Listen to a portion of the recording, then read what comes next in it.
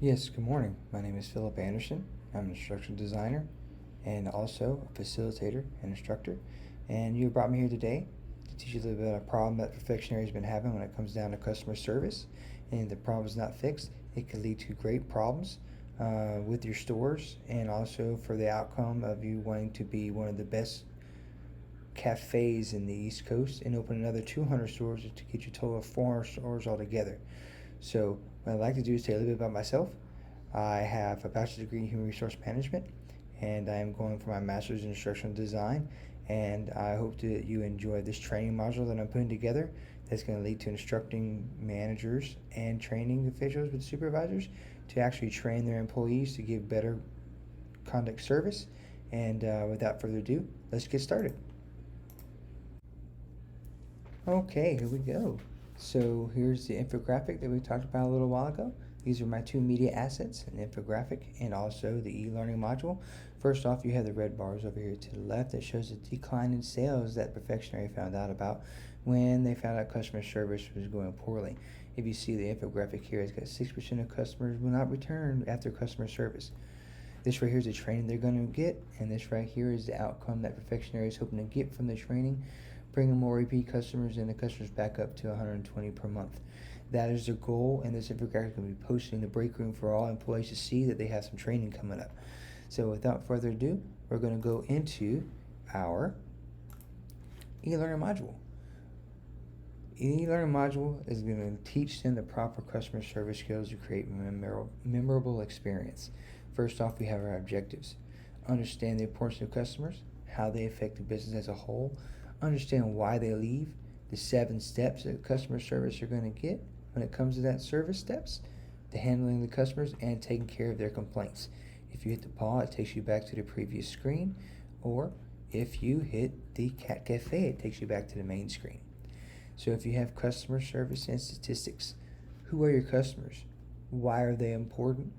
How does it affect the business? And if you look down here at the statistics, 8 out of 10 people will tell us dissatisfied customer about their issue. 7 out of 10 will complain. Those were always there. And just remember, it always takes 12 positive experiences to overcome one bad experience. Click the Cat Cafe to go back. Next, the employees, the trainers, or supervisors and managers are all going to learn the 7 steps of product for customer service because every employee needs to know it. They need to know what the customer wants, how to greet them, and so forth. They're going to take a quiz once they've gone through this module. Next, you have why they leave. Why the customers leave the stores. Poor customer service and product dissatisfaction are the main two that everybody's going to focus on, especially customer service. As Perfectionary did that, secret shoppers have found that they weren't being greeted properly within the first 10 minutes of being in the store. And if you see the fact here, as it was in the infographic, 60% of customers will never return to the store if they experience poor customer service. Next, they have the quiz they're going to go through after they talk about why customers leave the store. And we go back. Thirdly is handling customers. You always are going to have those angry and demanding customers that come into the store. If you follow the 4 steps of apologize, show empathy, responsibility, and appreciate, you'll understand how that customer is feeling. You'll never interrupt an angry customer. You'll always be polite and you'll always be professional, especially when the customer is not satisfied and is very demanding. Lastly, you'll take that quiz when it comes down to it. But most of all, customer complaints. It doesn't matter what business that you own, there's always going to be a customer complaint. Customers, usually, as you always say, are always right. But at the same time frame, if you follow the 7 steps that are below, you'll understand why that fact is true. If you appreciate the customer sharing their problem, apologize, listen to them, show them that you care, and resolve their issue, those customers will always bring back more customers for themselves.